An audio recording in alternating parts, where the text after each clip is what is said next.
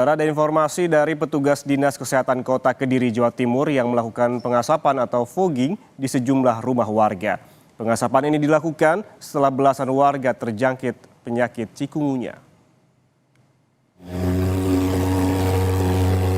Petugas Dinas Kesehatan melakukan pengasapan atau fogging di sejumlah rumah warga di Kelurahan Belabak, Kota Kediri, Jawa Timur. Satu persatu petugas mendatangi rumah warga untuk memberikan pengasapan. Fogging atau pengasapan dilakukan lantaran jumlah kasus cikungunya meningkat. Total ada 13 warga Kelurahan Belabak terjangkit cikungunya sejak pekan lalu. Belasan warga yang terkena penyakit cikungunya mulai dari anak-anak hingga dewasa. Petugas berharap dengan adanya pengasapan ini dapat mencegah terjadinya penyebaran penyakit cikungunya. Dari data terakhir yang kita terima dari Puskesmas Bersama 1 ada 11 tambah 12 berarti 13. Tersebar dari RT 10 sampai dengan 14, ditambah lagi nanti RT 17 dan 18. Yang pertama kemarin setelah diadakan survei dari kader kesehatan, kita survei bersama dengan Puskesmas, petugas kesehatan dari Puskesmas, kemudian dan hari ini dilaksanakan fogging sesuai dengan analisa dari petugas kesehatan dari Sementara itu, salah satu penderita cikungunya mengaku awalnya merasakan panas tinggi dan nyeri di seluruh persendian. Bahkan untuk berjalan saja tidak bisa karena sakit. Jadinya sendi-sendi kaku semua, sini semua kaku. Bisa jalan, Pak? Buat jalan agak sulit. Tapi jarang aktivitas. Berapa lama Pak gejalanya itu Pak? Gejalanya sekitar 1 minggu. 1 minggu. Iya, sampai sekarang ini aja masih sendi-sendi. Masih ada kok. Sampai masih sendi-sendi kaki ya terutama. Agak kaku gitu loh. Ada bengkak dikit. Ada demamnya juga enggak, Pak?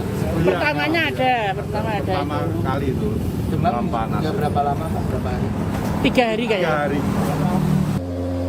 Petugas mengimbau kepada seluruh warga untuk bersama-sama menjaga kebersihan lingkungan untuk menekan persebaran penyakit cikungunya. Ismail Hasan, Kompas TV, Kediri, Jawa Timur. Kita ke informasi lain, saudara, akses jalan warga di Karangtengah, Tangerang, Banten tertutup tumpukan sampah. Menurut warga, kondisi ini telah berlangsung selama 2 bulan dan membuat pemilik rumah harus memarkirkan kendaraannya di luar halaman karena akses jalan yang tertutup sampah. Akses jalan 3 rumah di wilayah Karangtengah, Tangerang, Banten tertutup sampah yang menumpuk, mengakibatkan warga hanya bisa mengakses jalan tersebut dengan sepeda motor dan jalan kaki. Kondisi ini terjadi sejak 2 bulan lalu dan membuat warga tidak bisa memarkirkan mobilnya di dalam rumah akibat tumpukan sampah tersebut. Selain akses jalan tertutup, warga juga merasa terganggu dengan bau sampah yang menyengat. Ya karena kalau bau ya udah pasti ya, belatung-belatung, sampah masuk ke dalam, kita nyapu ya dengan ikhlas lah, gitu. Tapi mobil itu nggak bisa masuk, jadi di situ tuh mobil parkir. Kalau memang harus ditambah armada, tolong ditambahin armada gitu. Karena armadanya cuma 1, bentor 4 yang buang. Bentor itu ada yang bentor dari mana kita nggak ngerti kan. Jadi kadang-kadang ya truk itu udah ada isinya, kadang enggak. Ya jadi nggak keangkat, Pak. Sampah udah begini. Permasalahan ini sudah dilaporkan ke pihak kelurahan dan kecamatan Kota Tangerang, Banten. Bahkan pihak pemerintah daerah sudah pernah datang untuk memeriksa langsung. Namun sampai saat ini, tumpukan sampah masih tetap ada dan belum juga diangkut oleh pihak terkait. Eka Marlupi, Kompas TV, Tangerang, Banten.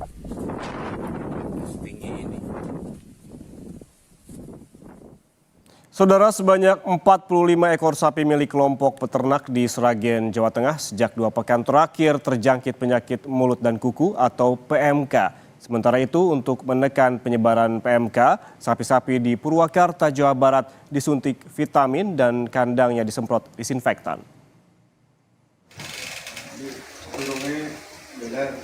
Penyakit mulut dan kuku atau PMK menyerang ternak sapi di Sragen, Jawa Tengah. Dari 45 ekor sapi milik kelompok ternak Eko Upoyo, 2 ekor sapi dilaporkan mati, sementara sisanya terinfeksi virus PMK. Sapi yang terjangkit PMK mengalami gejala seperti mulut berbusa, luka pada kuku, bahkan banyak yang tidak bisa berdiri. Penyebaran virus terbilang cepat, meski sudah dilakukan penyuntikan pada hewan-hewan yang sakit dan penyemprotan disinfektan pada kandang. Namun hingga saat ini, belum ada tanda-tanda kesembuhan pada ternak yang terinfeksi.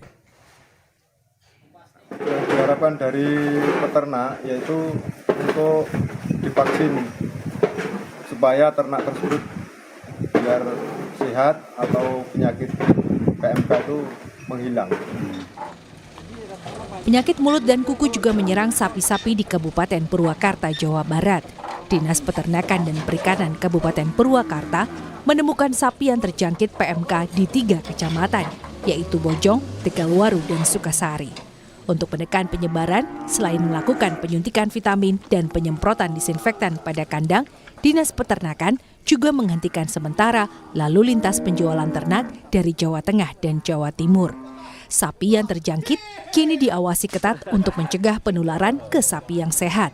Pemberian vitamin kepada ternak yang sehat dan penyuluhan kepada petani terus dilakukan agar hewan ternak tetap sehat dan tidak mudah terinfeksi PMK.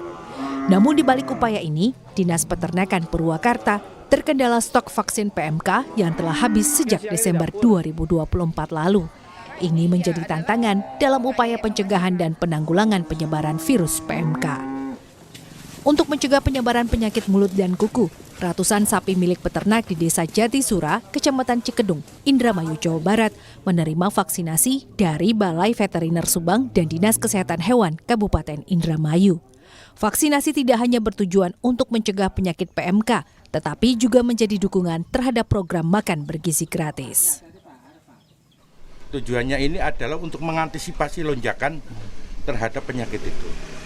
Mengingat sebentar lagi juga akan ada kebutuhan sapi untuk Idul Fitri maupun Idul Adha. Supaya investor-investor yang berminat terhadap pengembangan ternak sapi potong atau sapi perah itu tidak panik. Karena penyakit-penyakit kita berusaha untuk mengantisipasinya, Pak. Itu investor kita undang karena dalam rangka untuk mendukung program pemerintah terkait makan gratis, makan bergizi gratis ataupun minum susu seperti itu, Bapak. Lebih dari 355 sapi menjadi target vaksinasi dengan harapan dapat mencegah penularan PMK dan mendukung kesejahteraan peternak. Kegiatan vaksinasi disambut baik oleh para peternak Desa Jatisura dan berharap kegiatan ini dapat dilanjutkan secara rutin. Tim Liputan Kompas TV. Nah, kalau yang berikut ini tidak aksa atau tidak jauh, masih di Indonesia juga, ada pencok atau rujak buah yang menjadi kudapan yang digemari masyarakat Banjarbaru, Kalimantan Selatan. Di Banjarbaru terdapat kedai rujak buah yang sudah berjualan selama 20 tahun secara turun-temurun hingga generasi ketiga. Lalu seperti apa ya nikmatnya? Berikut liputannya untuk Anda.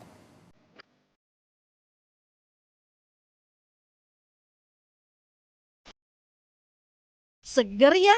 Bikin ngiler nggak sih? Ya, ini namanya rujak esah yang berlokasi di Jalan Pangeran Suryansyah, Kota Banjarbaru.